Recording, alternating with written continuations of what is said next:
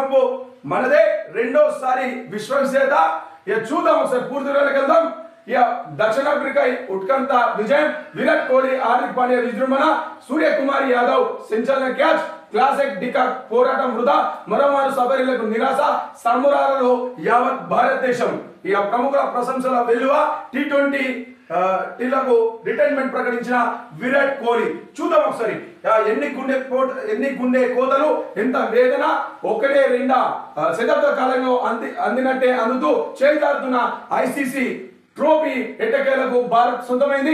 గత ఏడాది కాలంలోనే 3 సార్లు ఐసీసీ టోర్నీలో ఫైనల్ వరకు వెళ్లిన అన్ని సార్లు నిరాశ ఎదురైంది. నిరుడు స్వదేశంలో జరిగిన వన్డే ప్రపంచ కప్ లో చేతుల దాకా వచ్చిన ట్రోఫీని కంగారులు పట్టుకుపోతుంటే హృదయం ముక్కలైందని క్రికెట్ అభిమానులు లేదంటే అజయ శక్తి లేదు. 2011లో ధోని సారథ్యంలో వన్డే ప్రపంచ కప్ గెలిచిన తర్వాత మళ్ళీ ఐసీసీ టోర్నమెంట్ మన దరి చేరలేదు.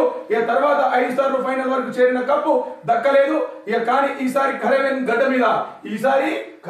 గడ్డ మీద మాత్రం 140 కోట్ల అభిమానుల కళ నెరవేరింది. కోట్లాది అభిమానులు సుదీర్ఘ నిరీక్షణకు చిరదించుతో 17 ఏళ్ల 2007 తర్వాత టీ20 వరల్డ్ కప్ ను భారత్ ముద్దాడింది. గత రెండు ప్రపంచ కప్పుల్లోనే తమని దెబ్బ కొట్టిన ఆస్ట్రేలియా, ఇంగ్లాండ్ను ఇంటికి పంపించిన రోహిత్ సేన ఫైనల్లో సమిష్టి కృషి ఆటతీరుతో సఫారీలను మట్టి కల్పించింది.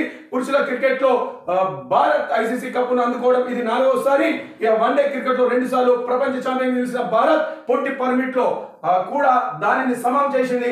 వెస్టిండీస్ లోని బ్రిడ్జ్ టౌన్ లోని శనివారం దక్షిణాఫ్రికా జరిగిన ఫైనల్ మ్యాచ్ లో భారత్ ఘన విజయం సాధించింది. చివరి ఓవర్ వరకు నరాలు తెగే ఉత్కంఠతో ఓవరిగా సాగిన ఫైనల్ 4 లో భారత్ 7 పరుగుల తేడాతో సఫరీలను మట్టి కల్పించింది. టాస్ గెలిచి తొలుత బ్యాటింగ్ చేసిన భారత్ నిర్ణీత 20 ఓవర్లలో 7 వికెట్ల నష్టానికి 176 పరుగులు చేసింది. పొట్టి పర్మిట్ ఫైనల్ మ్యాచ్ లో ఇంతవరకు ఇదే అత్యధిక స్కోరు.